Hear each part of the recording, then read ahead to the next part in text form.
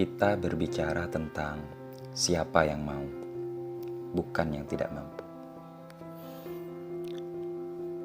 Sebuah tulisan yang dulu pernah saya tulis di tahun 2016. Seringkali kita mengutuk diri sebab sesuatu yang tak mampu kita lakukan.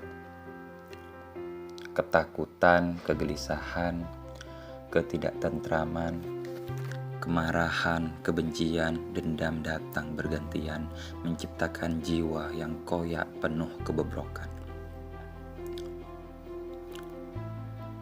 Adakah yang perlu disalahkan saat keinginan tak selaras dengan kemampuan? Kita sering berspekulasi tentang banyak hal. Ya, hanya spekulasi, tanpa bukti. Berbicara ini dan itu tanpa mau disebut cerewet dan tak tahu malu.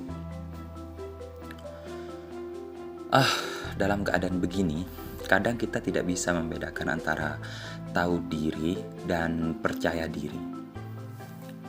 Semuanya tentang kemampuan. Iya, semuanya tentang kemampuan. Kita semua sudah paham betul tentang semua keinginan tidak akan pernah tercapai jika tidak ada kemampuan untuk merealisasikannya. Maka kata hanyalah kata, niat hanyalah niat. Tidak akan berubah menjadi apapun jika kita tidak bergerak. Jika kita tidak melakukan action atas apa yang kita niatkan itu. It's bullshit. Semua keinginan, harapan, cita-cita yang pernah kita ucapkan tidak akan berarti apa-apa. Mereka hanya akan menjadi omong kosong yang menguap di udara dan terbang entah kemana. Semua yang kita diskusikan, semua yang kita musyawarahkan, hanya membuang-buang waktu saja, tidak ada pelajaran, tidak ada manfaat yang didapat. Maka jangan salahkan keinginan yang tak selaras dengan kemampuan. Sebab masalahnya bukan kita tidak mampu, melainkan kita cenderung tidak mau belajar mampu.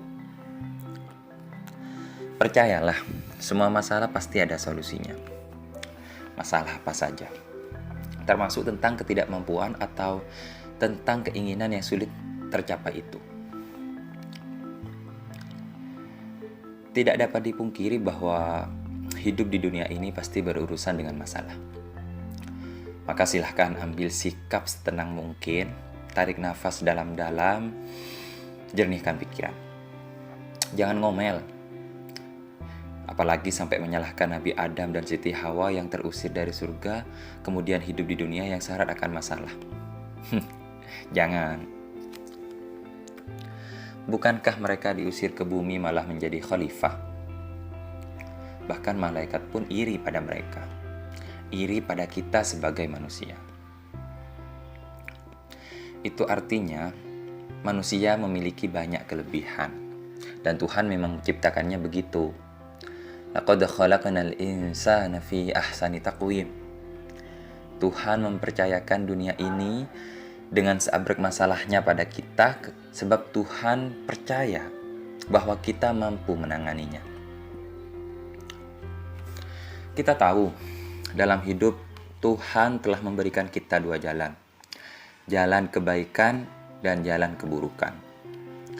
Fa'alhamaha fujuraha wa taqwaha. Kita tinggal memilih mana jalan yang akan kita tempuh.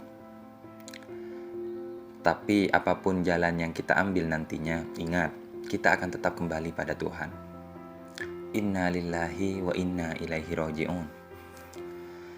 Hanya saja yang perlu digarisbawahi adalah jalan mana yang akan kita tempuh untuk kembali pada Tuhan itu. Maka dari itu, Tuhan memberikan 3 kelebihan khusus bagi manusia sebagai bekal dan panduan dalam menjalani hidup di dunia.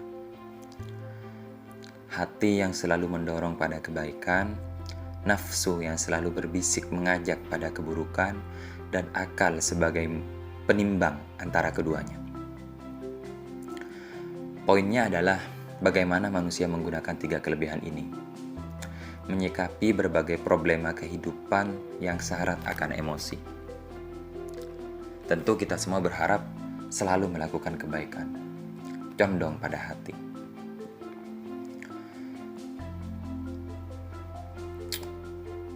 Analoginya seperti segitiga sama sisi yang lagi berdiri.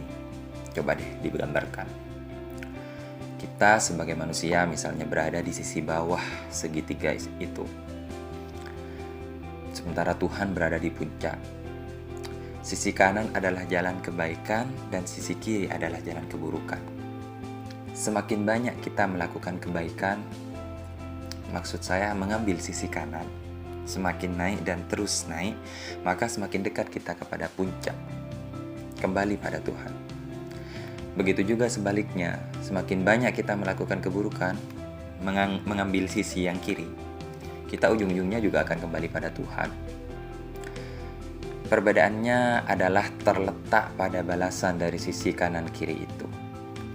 Dan kita semua berharap semoga kita selalu istiqomah mengambil jalan kanan.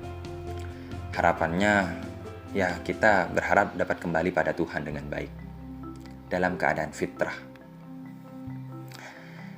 Dari 3 kelebihan inilah kemudian muncul pilihan-pilihan atas segala hal.